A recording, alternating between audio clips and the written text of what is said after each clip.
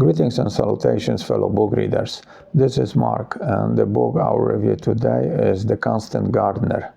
Before we continue, this is personalized limited edition of The Constant Gardener with a leather cover designed and made by me.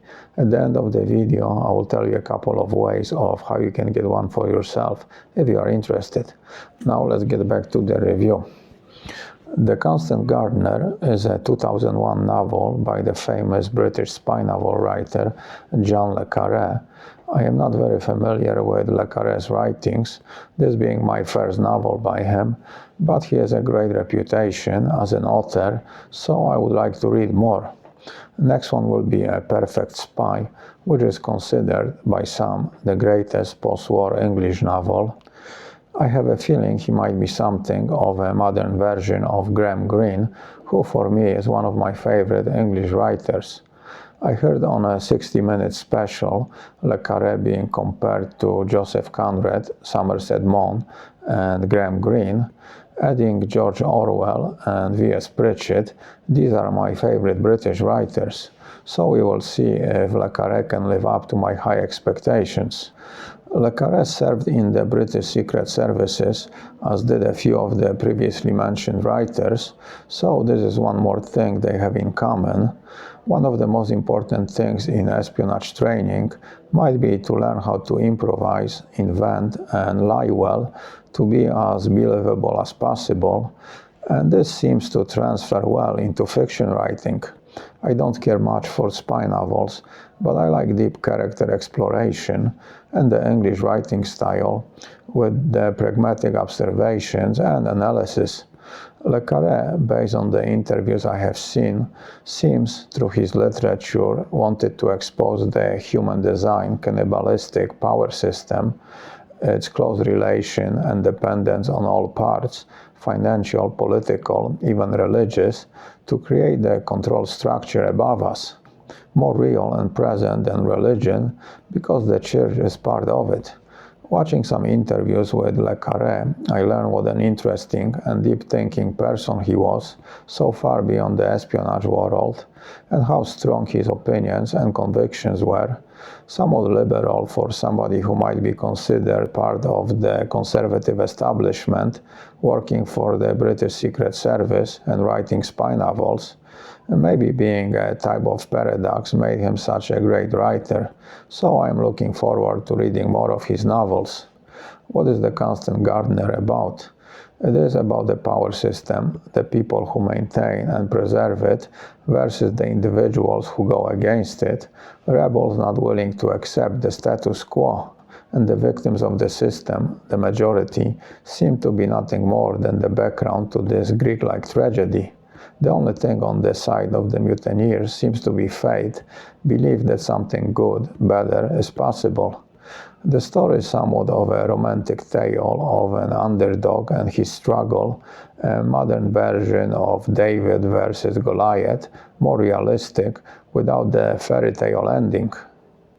After the loss of our baby, I begged Tessa to let me take her back to England or Italy, take her anywhere she wanted. She wouldn't think of it. She had a mission, thank God, a reason to survive, and it was here in Nairobi. She had come upon a great social injustice, a great crime. She called it both. The book starts with the protagonist, Justin Quayle, finding out his wife Tessa has been murdered. The suspect is her friend, black doctor Arnold Blum, with whom she supposedly had an affair. But Justin doesn't really buy the official version and starts his own investigation, which takes him on a journey of deep personal exploration through East Africa and Europe. Justin discovers that Tessa was investigating specific pharmaceutical companies, their abuses when developing and bringing drugs to the market, and their connection with other businesses and government entities. He decides to continue Tessa's investigation to get some kind of closing to her tragic demise, and through it he discovers how complex and interconnected the system is, and learns more about Tessa, who she was, in certain way becomes more familiar with her than when she was alive, and that's the basic plot. What are my thoughts about the constant gardener? I read the book because I have seen the film, which was decent, the protagonist in it, and I thought the book would be a lot better, would go deeper into the character exploration, and it was. It is a tale of morality versus profitability, where the two sides are arguing their case, but one seems to know there is weak, so they resort to violence. But the story is much deeper and personal than the argument between morality and profitability.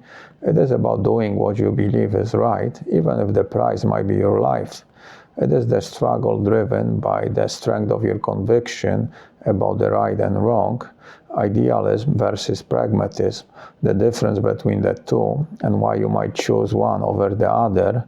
And each side has its individual protagonists, and they make the story human and deeply moving. Justin Quayle is the hero of the tale by being on the morally winning side of the argument. He can be seen as somewhat of a modern-day Braveheart, looking to revenge his dead wife by unmasking the villains and workings of the system they protect. In his pursuit, he is more intellectual than physical, but the motivation is the same, to punish the perpetrators. Interestingly, he is part of the system he is fighting and makes it his end mission to compromise it, and the only reason for doing it was a personal tragedy caused by the very system he was working for. So Justin is somewhat of an incidental hero and a victim. Her eyes were with Justin, her ward and tragic hero. Justin, she now realized, was as much the victim of this tragedy as Tessa was. Because Tessa was dead, while Justin had been lumbered with the grief he would have to carry with him to his grave. Because Justin is part of the system, to achieve his aim, he has to detach himself not only from the system, but also from who he is. So he takes, partially, the identity of his dead wife, tries to see the world through her eyes. Justin's wife, Tessa, is the one that really embodies idealism and conviction. She seems to want to show that there can be justice in the seemingly unjust world, but her motivation seems to be deeper, more personal. Maybe her idealism was a product of guilt, coming from a wealthy family, never having to worry about survival. Not a spender as a rule, never had to think about money, so she didn't. Dress at the Salvation Army shop, given have a chance. Living a worryless life, Tessa was exposed to people who have to struggle all day in order to survive to the next, and she felt she needed to do something about it, even if in the long run it turned into a futile effort. Maybe it was for her own sanity that she needed to rebel against the unjust world she was part of.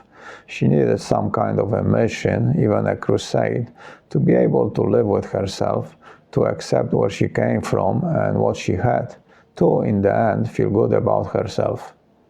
Tessa could no more resist a sub-story than she could bow to local regulations. So she was born a rebel and personally affected by the visible injustices. I don't think you can call it empathy. It seems more sympathy for the people worse off than herself. As I mentioned before, it probably was the inner guilt that was driving her, quite common nowadays in the Western societies. I am not saying it is not justified. Perhaps it is the price we have to pay for being born into more privileged circumstances. There are people pretty good at ignoring it, but they still are being affected by the consequences of the collective guilt. Perhaps people who accept the guilt and do something about it achieve a personal peace of mind, something they need to be functional in the society. As I mentioned before, the end goal seems to be to feel good about oneself. Tessa distinguished absolutely between pain observed and pain shared. Pain observed is journalistic pain, it's diplomatic pain, it's television pain, over as soon as you switch off your beastly set. Those who watch suffering and do nothing about it, in her book, were little better than those who inflicted it. They were the bad Samaritans. Maybe that was Tessa's way to become more empathetic, by distinguishing between pain observed and pain shared. She wanted to be better than the people she came from. In her own way, she was ambitious. She wanted her mission to come first, and somewhat subscribed to the idea that might seem contradictory to her convictions: the end justifies the means. She knew a man was attracted to her and took advantage of it because it would benefit her mission. Another moral ideologue is Tessa's friend, Dr. Arnold Bloom, a black African raised in the West and well educated, but being personally affected by the plight of the people he feels ethnically connected to. But like Tessa, acting out of deep sympathy, his life was nothing like the people who look like him, and he is trying to help. He might also partly be motivated by guilt for being one of the few of his lot to be chosen for a privileged life. Bloom, the Westerner's African, bearded Apollo of the Nairobi cocktail round, charismatic, witty, beautiful. Arnold Bloom, MD, sometimes hero of the war in Algeria, discoursing from the rostrum of the United Nations lecture hall on medical priorities in disaster situations. These are thoughts of another character, a British diplomat, Sandy Woodrow, feeling indignation, thinking Bloom, a black man, got his hands on Tessa, a white woman, after he himself was rebuffed by her. Woodrow was attracted to Tessa physically, but probably it was also her rebellious attitude, the courage, he would like to have it but didn't, and saw it reflected in Tessa.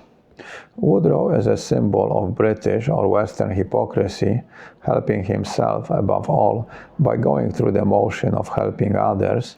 He's somewhere between being a perpetrator causing the pain and observing it, a bad Samaritan. He might represent the bad side of the political system, if there is a good side.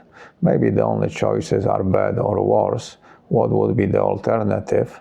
So the bad side of the political system is either causing the suffering or ignoring it when something else causes it. Le Carré puts a spotlight on the British political system, shows how, at its foundation, corrupted and self-serving it is. Because we are here mercifully to represent our country, not theirs. We have 35,000 indigenous Britons in Kenya whose precarious livelihood depends on President Moi's whim. This probably can be said about any political system anywhere, including many of the so-called anti-systems and their utopian ideologies. Well, all systems are designed to serve their ideologies, and this often makes them hypocritical. The mother of democracies is once more revealed as a lying hypocrite, preaching liberty and human rights for all, except where she hopes to make a buck. I remember the great American comedian George Carlin, his monologue about America. It's a private club and you are not in it, talking about the real owners of the country, and they are not the American people. Le Carré portrays some individuals working for the system, directly and indirectly, how they are empowering it and benefiting from it. There is the before-mentioned Sandy Woodrow, a typical British diplomat, somewhat of an upper-middle-class parasite, polite to your face, but considers everybody in his professional circle either a competitor or an enemy. He is driven by some uncomfortable instincts and desires, but knows to keep them under control, to assure his permanence in the comfortable position he occupies. He knows to keep his wife maybe not happy, but satisfied and under control, because he needs her to advance. His thoughts drifted back to Gloria, Lady Woodrow. That will sort her out. Restless, that's what she is. Not to say idle. I should have given her a couple more kids to keep her busy. Well, she won't be idle if she's installed in the residence, that's for sure. He's an example of an ambitious career diplomat, driven by his own needs and desires, so many of them in positions that theoretically require a very different type of individual. Woodrow's wife, Gloria, who is not an active member of the system, but belongs to the class of people that are, she knows to follow the unwritten rules to make sure her family stays in the system and continues to benefit from it. She is aware of her husband's attraction for Tessa, but stays cold and analytical about it. and keeps her impulses for revenge under control. Maybe even lives somewhat in denial, all of it necessary, so her seemingly perfect life continues undisturbed. Okay, let's stop here. I will continue with more reflections on the constant gardener in part 2. Until then, keep your ear close to the ground and read the book. Adios.